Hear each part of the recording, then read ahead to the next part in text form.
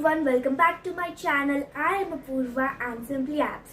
Welcome back to my series Radhe Krishna Stories. So here's the next episode of the series, so let us enjoy the video. जय श्री राधे कृष्णा, जय श्री राधे कृष्णा.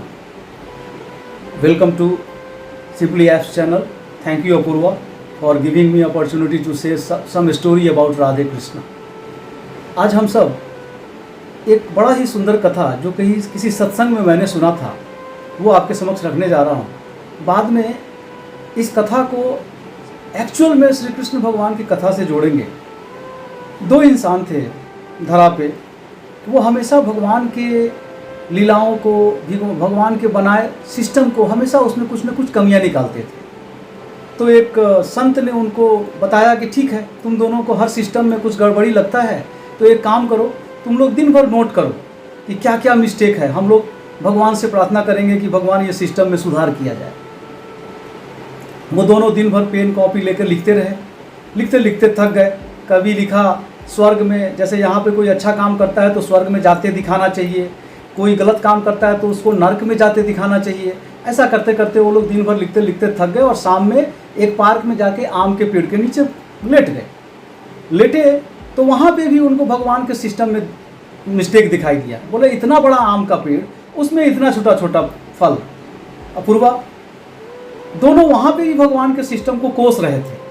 ऐसे में तेज आंधी आया और एक आम तेजी से टूट के लेटे हुए उस दोनों में से एक के नाक पे आ गिरा. नाक पे गिरा तो उनका नाक टूट गया. तो दूसरा बोलता है कि अभी तक हम लोग मूर्ख की भांति भगवान के हर सिस्टम को गलत मानते थे. सपोज करो कि पेड़ में इतना बड़ा बड़ा आम होता तो क्या होता. समझिए पूर्वा, उतना बड़ा आम अगर आके गिरता तो नाक के जगह पे हो सकता है कि उसके प्राण पखेरु उड़ जाते.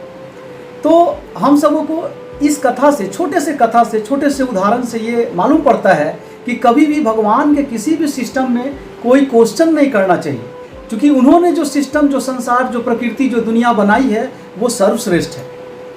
इसी तरह जब ब्रह्मा जी, जब श्री कृष्ण भगवान धरा पे थे और अपने गोपगण के संग, गोपियों के संग, सखा मंडल के संग, मित्रों के संग, गौ मैया के संग ऐसे ही खेलते थे, मिट्टी में दौड़ते थे, मिट्टी खा लेते थे, तो उनको शक हुआ कि क्या ये भगवान है भी कि नहीं.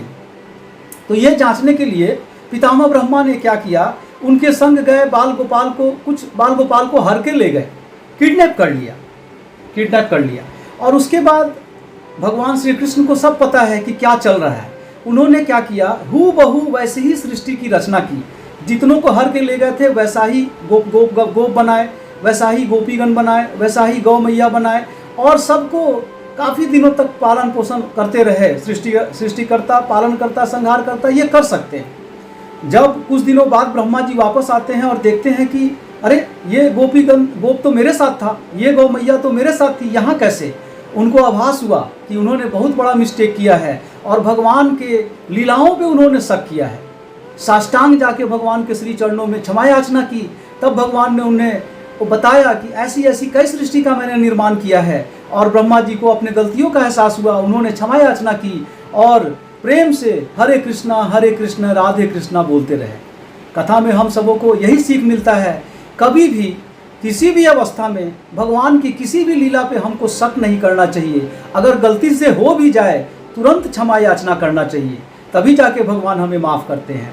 तो अपूर्वा, ये हमें विशेष लीला सिखाती है. भगवान के किसी भी योजना पे, किसी भी परियोजन पे, उनके लीलाओं पे कभी शक करना नहीं चाहिए, उनसे ज्ञान अर्जित करना चाहिए.